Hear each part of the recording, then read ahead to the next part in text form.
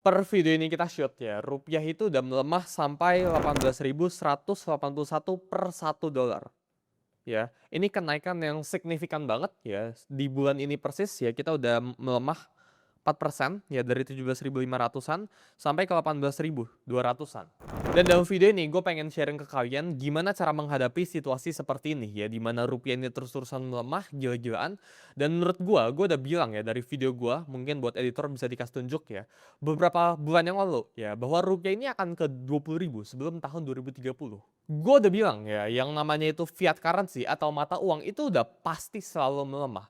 Kenapa? Karena pemerintah, bank sentral di luar sana, kita nggak ngomongin di Indonesia doang, ya di luar negeri dan sebagainya, itu bisa cetak uang terus-terusan.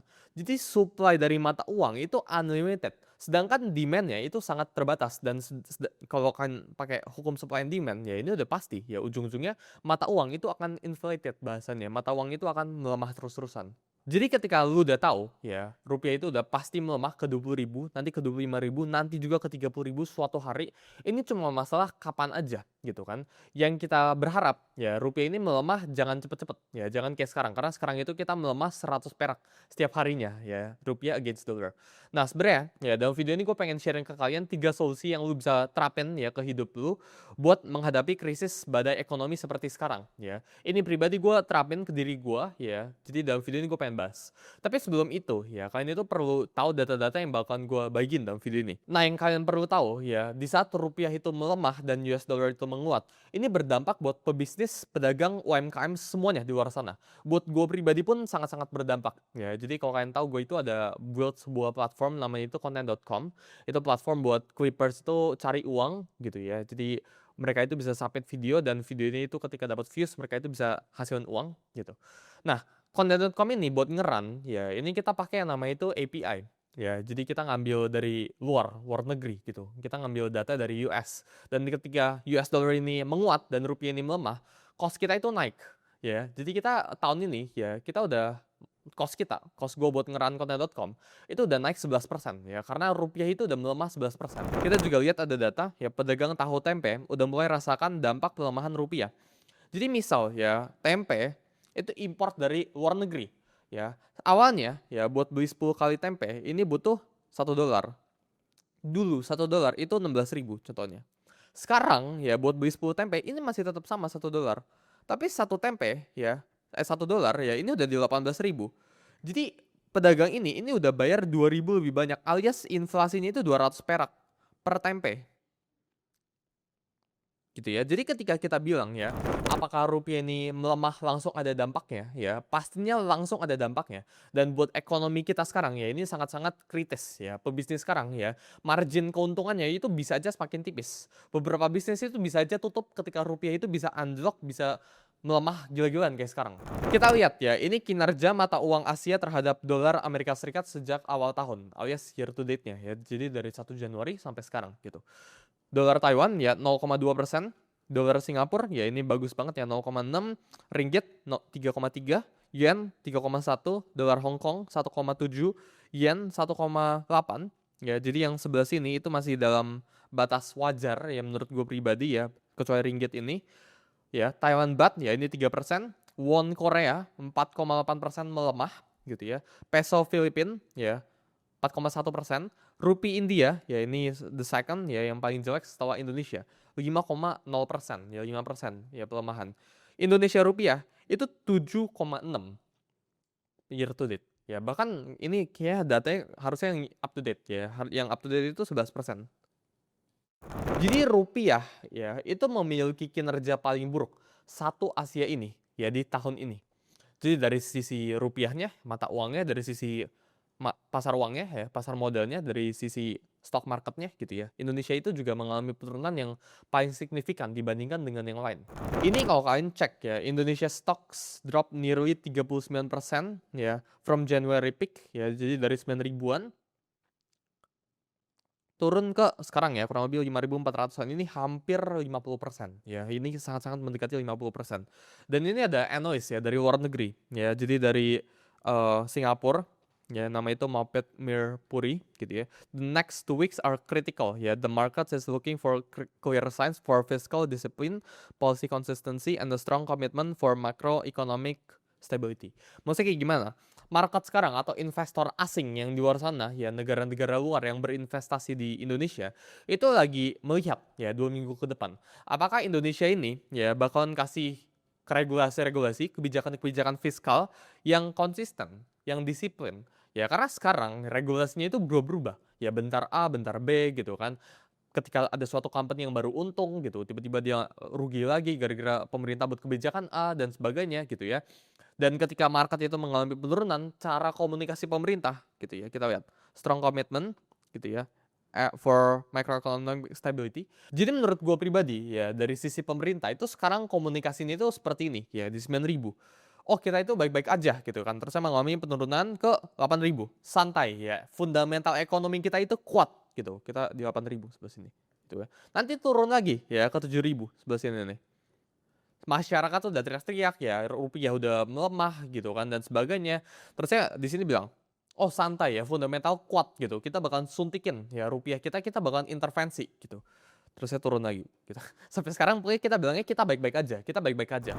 Menurut gue ini bukan style komunikasi yang baik ya buat masyarakat di luar sana. Karena ketika masyarakat itu udah bisa Google, bisa cek sendiri ya rupiah itu melemah dan masyarakat itu merasakan sendiri dampak dari mereka pribadi, dari pribadinya itu semakin susah. Ya barang-barang di sekitarnya itu semakin mahal ya. Ini kita tuh udah nggak bisa ngomongin kita tuh masih baik-baik aja ya. Karena ketika yang di atas itu tidak bisa merasakan yang di bawah, maka ini menurut gue kesenjangan yang lumayan signifikan buat pemerintah. Ini gue ngambil dari Bloomberg Terminal ya. Jadi gue ada tadi Google ya, News on Indonesia ya, top newsnya. Ini ada satu ya, Sell Indonesia. Ya, jadi di luar ya orang-orang asing itu udah mulai membentuk narasi untuk sell Indonesia ya, sweepstakes trading desk as Prabowo tightening script gitu ya. Global investors are rapidly losing confidence in Indonesia as the nation's stock stumble and its currency sinks to all time low. Ya, jadi investor-investor luar ya itu udah mulai kehilangan kepercayaan terhadap Indonesia ya. Karena rupiahnya itu melemah dan stock marketnya itu menurun signifikan banget gitu ya. The benchmark stock index has stumbled to become the worst performer kayak yang gue tadi bilang. This year among other 90 global GOCs tracked by Bloomberg and the rupiah has weakened gitu ya. Jadi ketika kita bandingkan ya IHSG kita ya composite kita itu dibandingkan dengan 90 global ya di track sama Bloomberg ini paling jelek gitu. Foreign investors have pulled billions of dollars from Indonesia bonds and overseas investors have offloaded a net amount of Indonesia bonds and stocks amid concerns over Indonesia economic track record and policy credibility. Ya, jadi investor-investor luar itu pada mempertanyakan kredibilitas dari Indonesia. Ya, track recordnya itu kenapa kayak gini gitu. Jadi ketika semuanya itu lagi nggak baik-baik aja, ya, tapi pemerintah itu ngomongnya, oh baik-baik aja gitu ya. Ini kita lihat ada news ya dari Bloomberg Technos ya. Respon Purbaya, ya ini Menteri Keuangan ya, Pak Menteri Keuangan ya Menku soal Indonesia ya, fiskal baik, ekonomi bagus.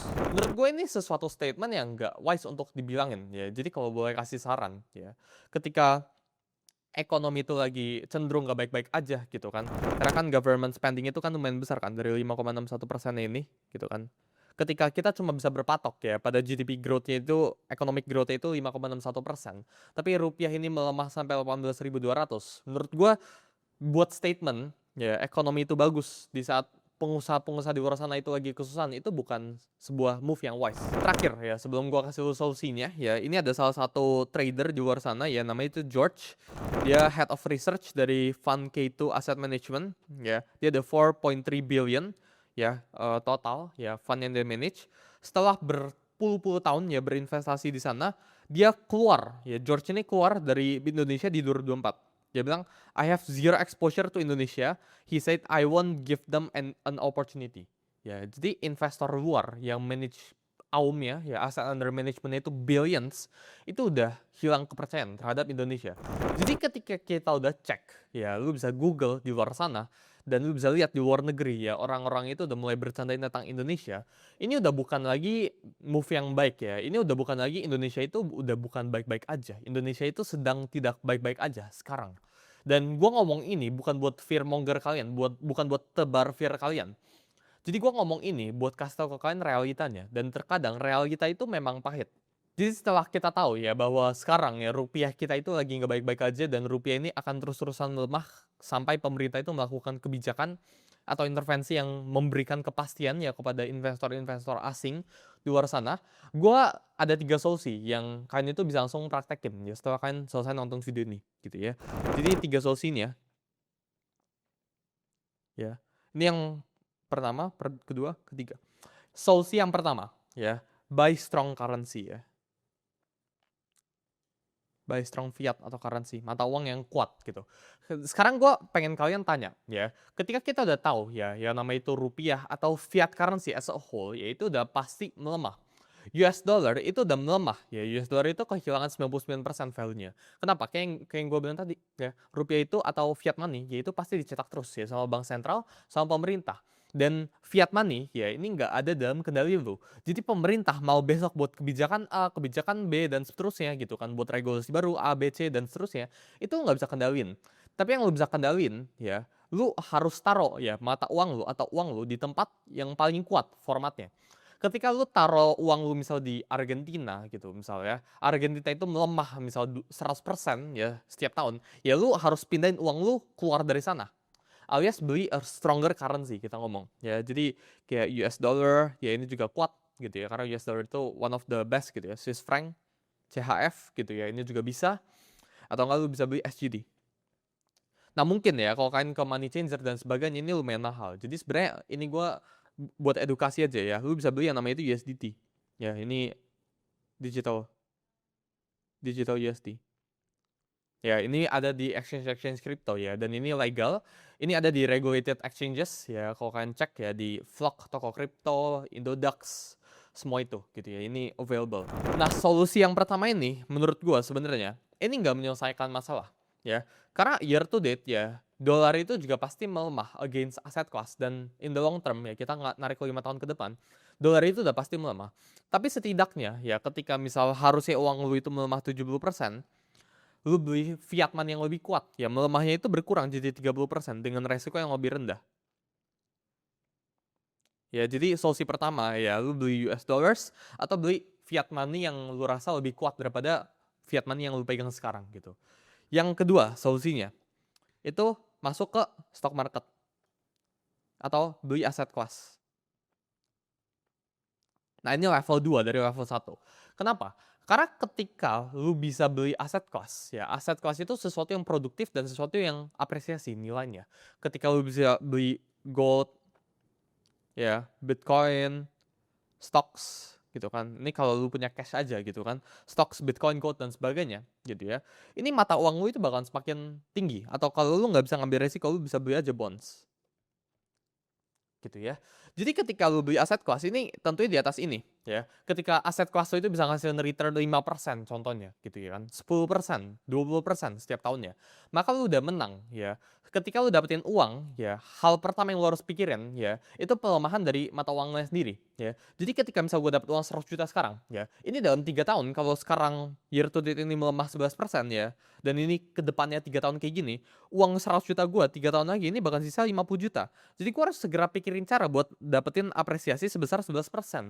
Dan itu bisa dapetin di stock market, ya di aset classes, atau enggak lu beli currency baru gitu ya. Jadi either lu beli gold, bitcoin, stocks dan sebagainya gitu. Bonusnya biasanya ya apresiasinya kalau beli stocks yang di luar negeri. Jadi either lu beli Swiss franc stocks gitu kan, Swiss stocks di luar sana, lu beli S&P stocks gitu. Bisa lu beli saham-saham di SG itu kalau lu punya akses ke arah sana gitu. Tapi intinya lu beli aset kelas ya dari uang yang lu punya sekarang. Karena again ya, ini menurut gua temporary panic tapi in the long term ya rupiah itu pasti akan selalu melemah ya. Karena uang itu dicetak jalan terus-terusan gitu kan. Supply dan demand itu supply-nya itu infinite gitu. Dan ujung-ujungnya kalau kita cek dalam sejarah, ya ini bakalan long term ya gitu ya. Kita tarik 20-30 tahun, ini udah pasti melemah. Jadi yang pertama itu beli strong fiat, yang kedua itu beli aset kelas, ya beli aset yang bisa apresiasi nilainya. Nah yang ketiga, menurutku ini merupakan advice yang paling penting, yaitu cari income tambahan.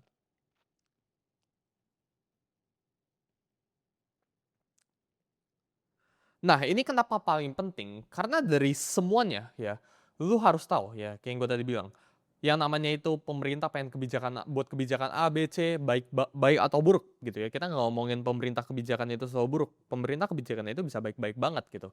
Jadi mau pemerintah buat kebijakan A, B, C dan seterusnya gitu ya. Ini kita nggak bisa kendalikan gitu kan. Lu mau besok tiba rupiah dibuatin kayak gimana pun nggak bisa dikendalikan ya. Lu mau turunin rupiah pun nggak bisa gitu kan. Kita para retail tuh nggak bisa turunin rupiah. Jadi yang lu bisa kendalikan ini apa?